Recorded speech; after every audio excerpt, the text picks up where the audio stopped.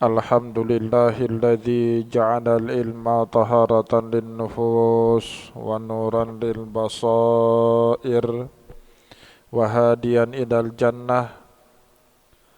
Asyhadu an la ilaha illallah wahdahu la syarika lah wa asyhadu anna Muhammadan abduhu wa rasuluhu sahibul burhan.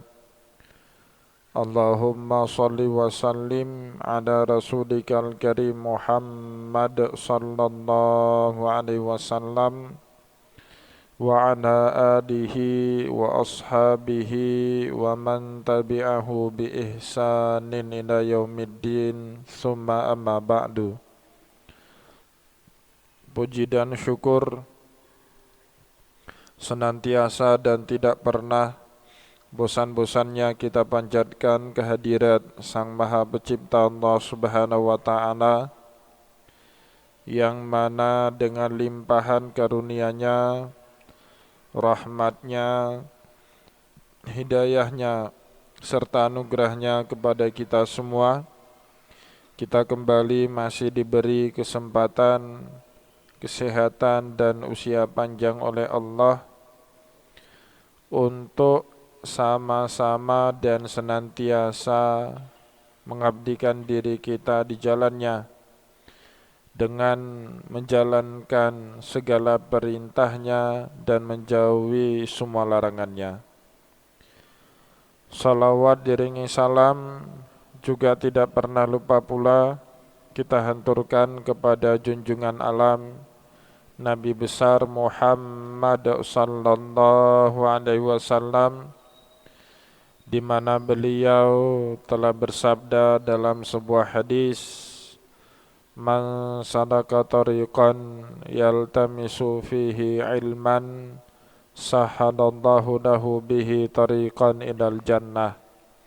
Barang siapa yang meniti satu jalan untuk menuntut ilmu agama Allah, maka niscaya Allah Subhanahu wa Ta'ala mudahkan baginya jalan menuju ke surganya Allah.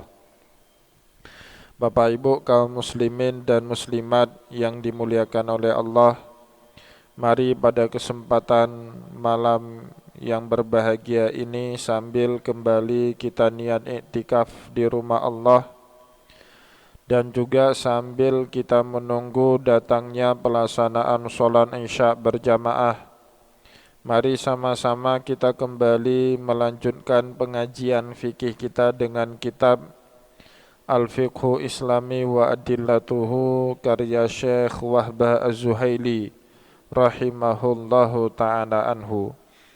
Dan insyaallah Bapak Ibu kaum muslimin dan muslimat yang dimuliakan oleh Allah, pada kesempatan malam ini kita kembali akan melanjutkan pembahasan kita mengenai ahkamu khiyari syarti, hukum-hukum syariat yang berkaitan dengan hak khiyar syarat. Dan pada pertemuan yang lalu kita sudah menjelaskan dan mendefinisikan apa yang dimaksud dengan khiyaru syarti di dalam kitab fikih, bahwa Syekh Wahbah Zuhaili menjelaskan kepada kita, setiap khiyaru syarti tidak boleh dilakukan mu'abbadan, mutlakan, au waqtan majhulan. Tidak boleh kita misalnya dalam transaksi jual beli kita katakan ini barang jadi saya ambil, tetapi jika suatu hari nanti kalau barang ini rusak, saya berhak untuk mengembalikannya kepada Anda sebagai penjual, tanpa ada batasan waktu. Maka ini tidak diizinkan dalam syariat. Itu yang pertama, itu yang dimaksud dengan mu'abbadan. Karena pasti yang namanya barang yang kita jual itu ada yang namanya masa pakai. Tidak mungkin hak khiyarus syarti itu boleh selama-lamanya. Tentu jika sudah selesai masa pakai dari suatu barang, pasti kualitas dari barang tersebut akan menyusut. Oleh sebab itu pada pertemuan yang lalu kita sudah jelaskan panjang lebar Kenapa tidak boleh di dalam khiyarus syarti itu syarat tanpa ada batas? Itu disebut dengan al-khiyaru mu'abbadan. Khiyar tanpa ada batasan waktu selama-lamanya, tidak boleh.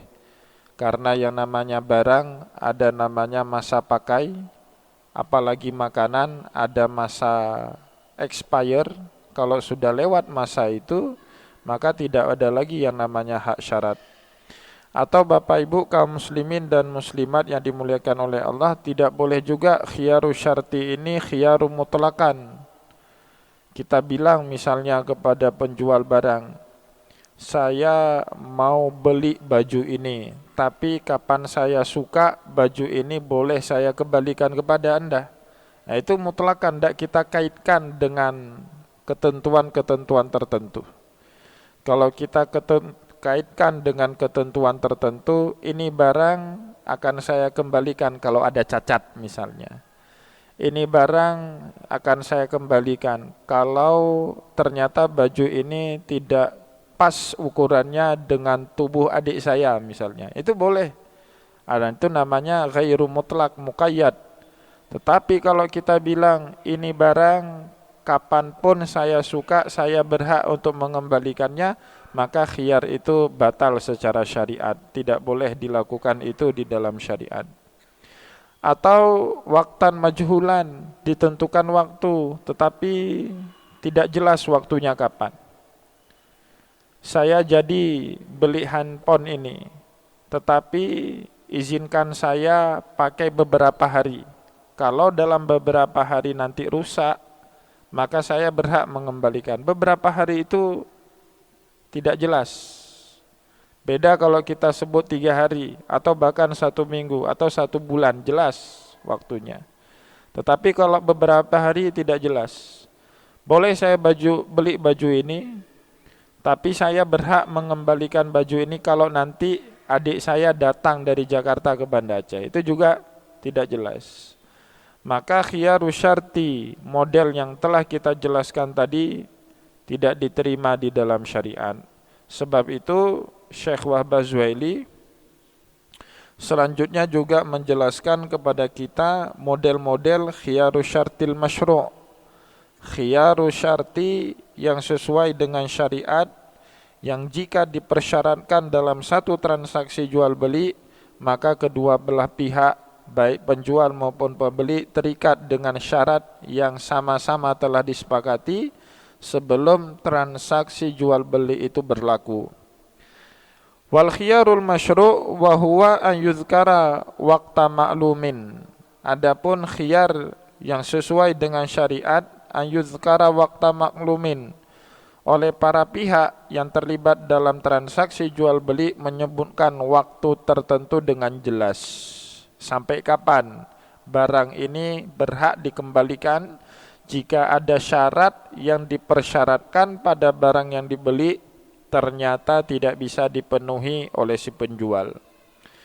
Wasayatil khilafa fihi bainal fuqaha, meskipun muddatuz zaman, masa waktu kapan paling lama boleh barang itu dikembalikan kembali kepada penjual, itu masih diperdebatkan oleh para ulama. Jadi para ulama pertama sepakat Bapak Ibu, yang namanya khiyarus syarti itu harus dengan waktu yang jelas, biwaktin maklumin.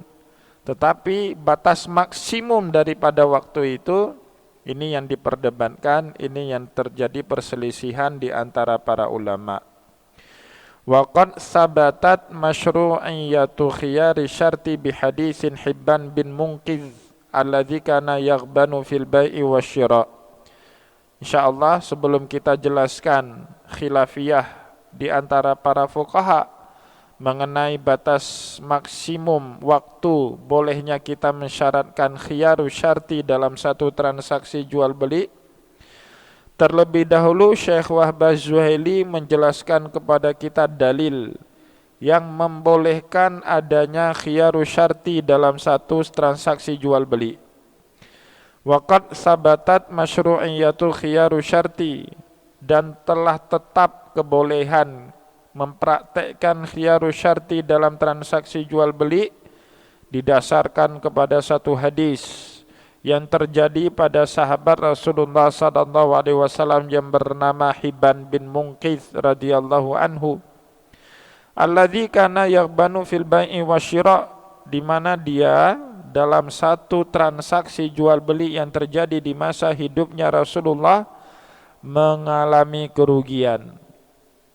Ada manipulasi dalam transaksi jual belinya, sehingga Hibban bin Munqidh sebagai customer yang mengalami kerugian dalam membeli barang.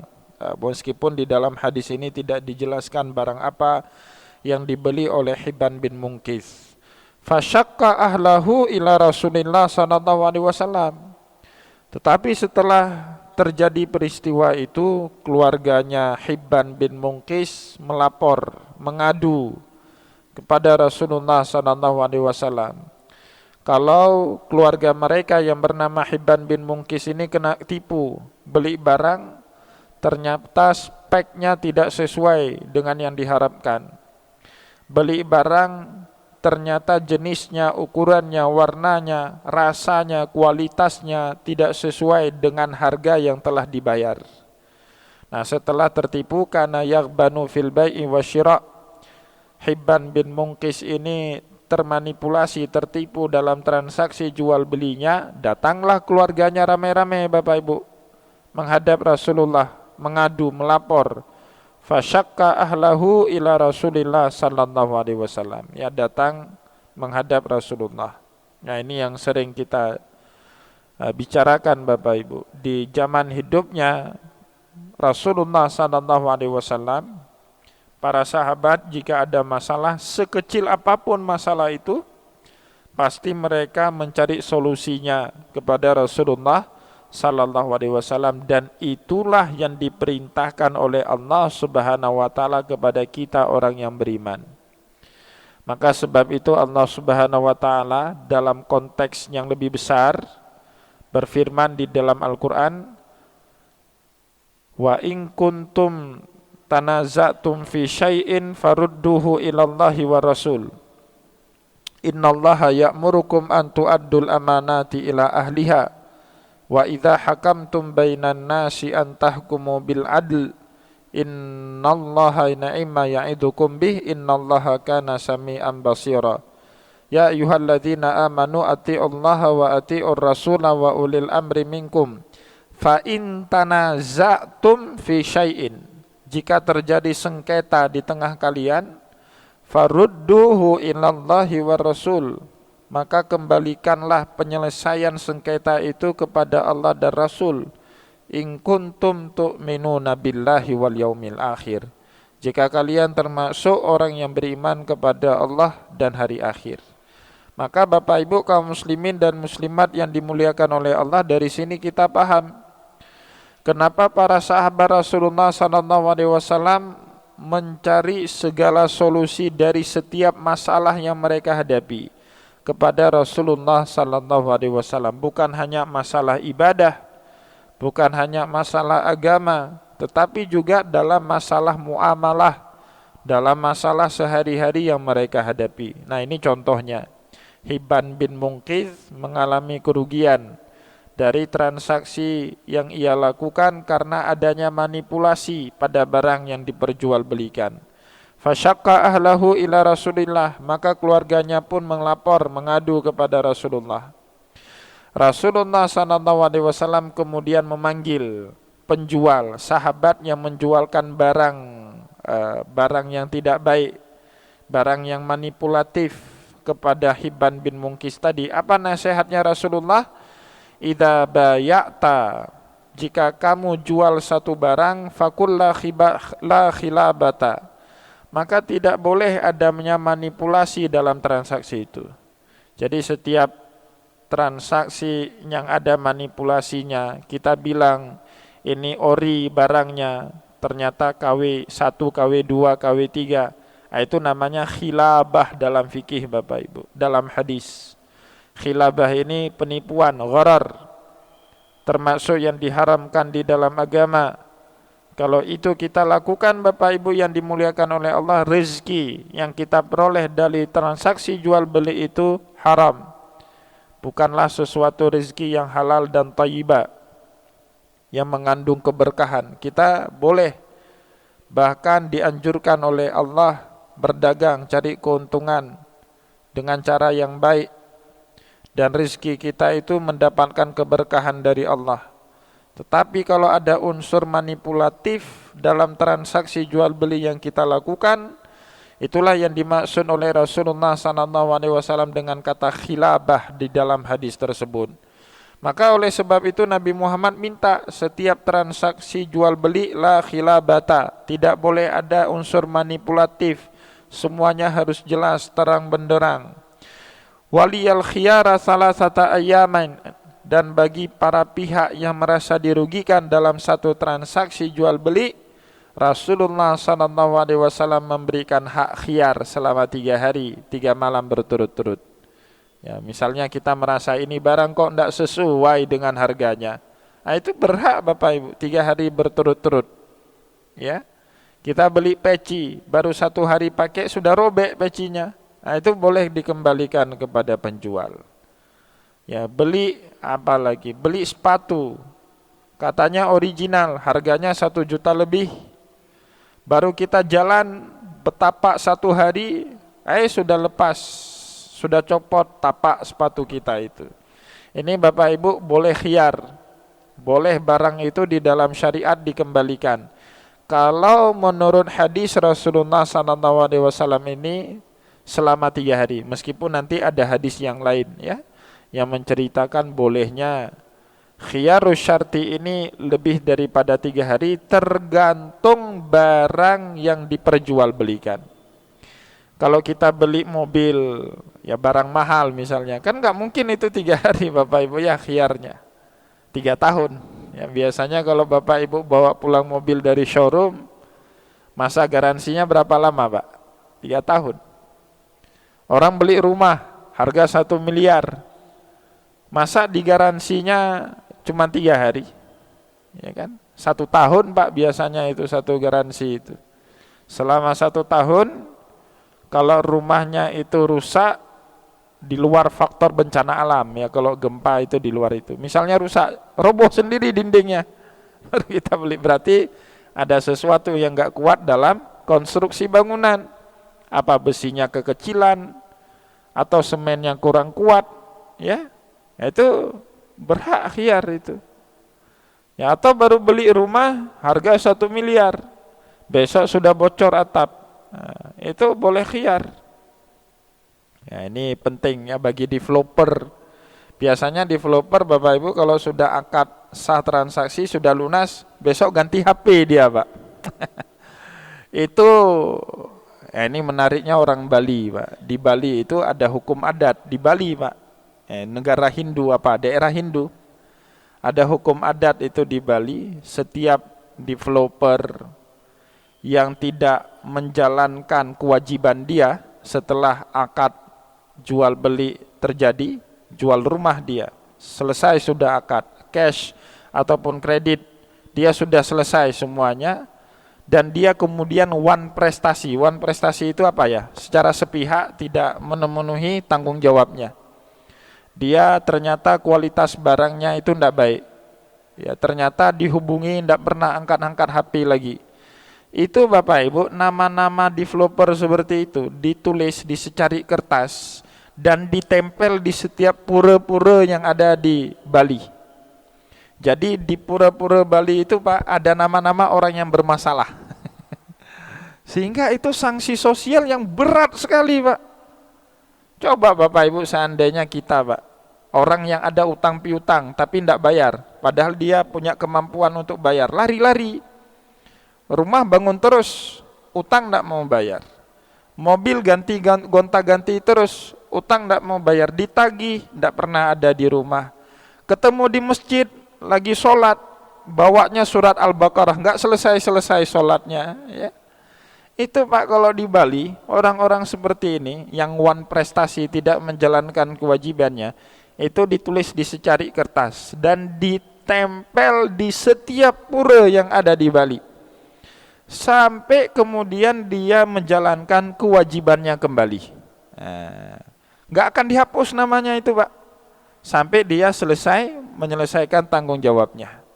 Kalau enggak selesai sampai hari kiamat namanya itu ada di pura itu. Itu sanksi sosial yang berat sekali. Maka Bapak Ibu, Bali itu termasuk salah satu daerah yang tingkat kriminalnya rendah di Bali itu. Ya, karena apa? Karena mereka punya sanksi sosial, hukum adatnya kencang di sana. Bahkan ada polisi adat di sana itu, namanya pecalang, Pak. Ada polisi adat itu. Enggak ada Satpol PPWH, Pak. Yang ada pecalang, enggak ada gaji itu. Enggak ada gaji dari APBD, APBN, enggak ada itu pecalang. Kalau kita Satpol PPWH, gajinya ada. Orang pacaran jalan terus. Orang khalwat di mana-mana.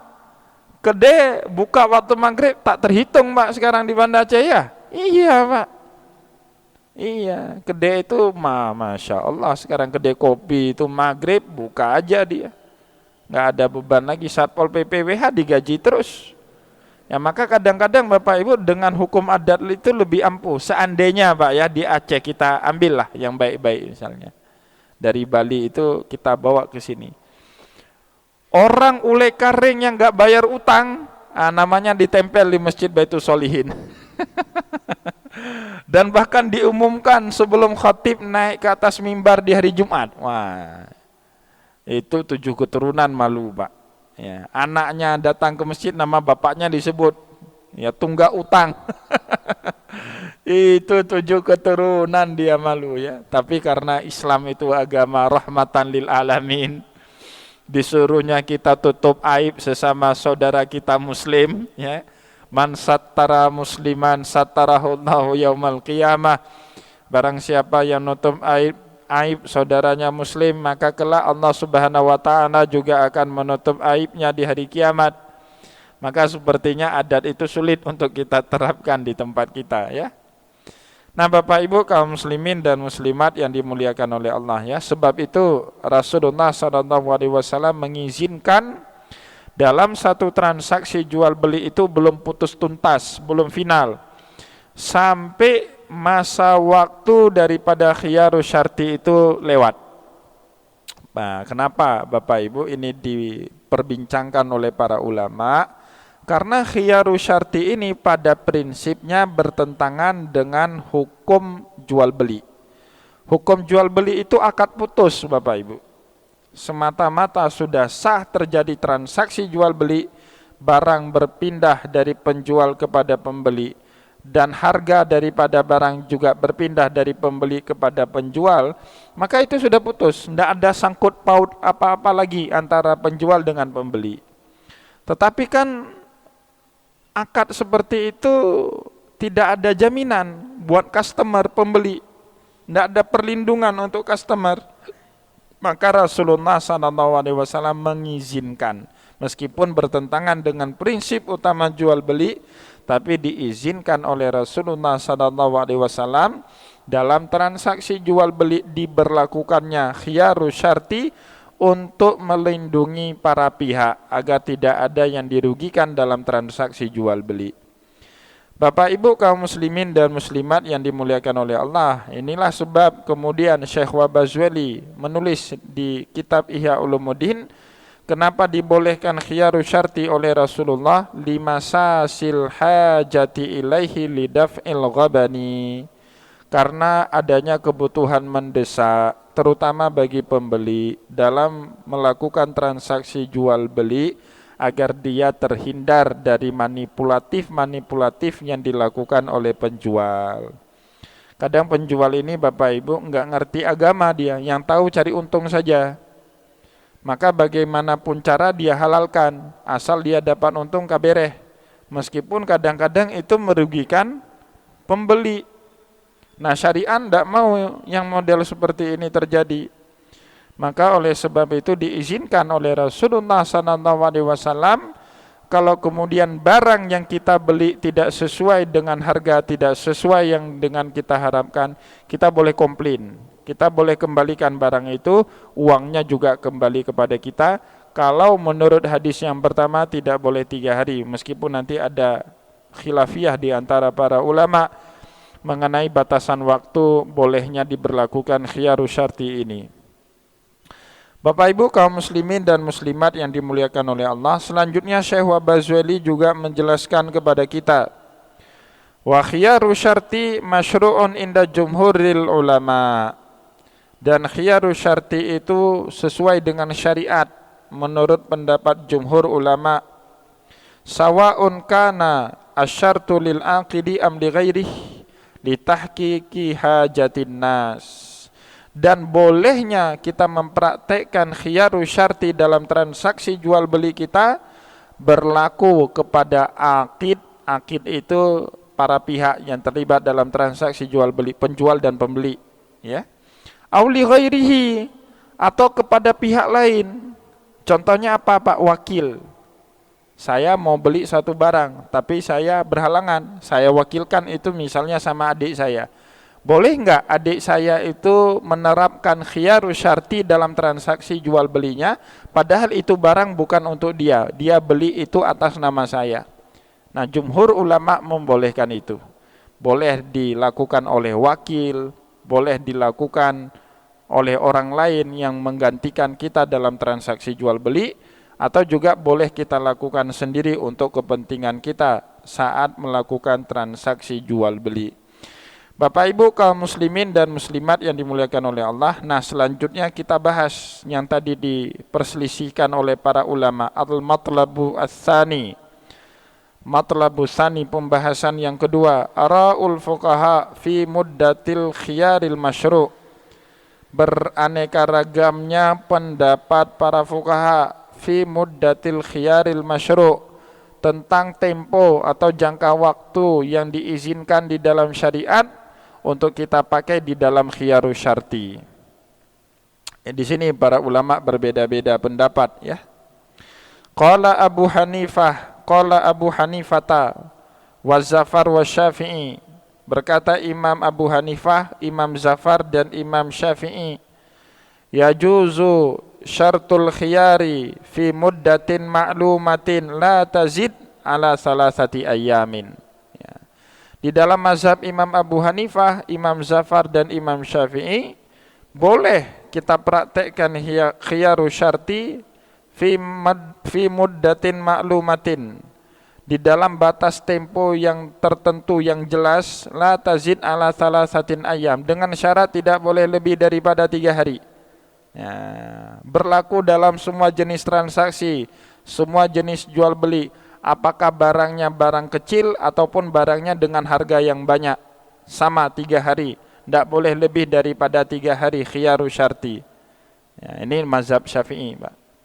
Saya pernah cerita sama bapak-bapak dalam beberapa pertemuan yang lalu. Pernah saya satu hari beli barang, Pak.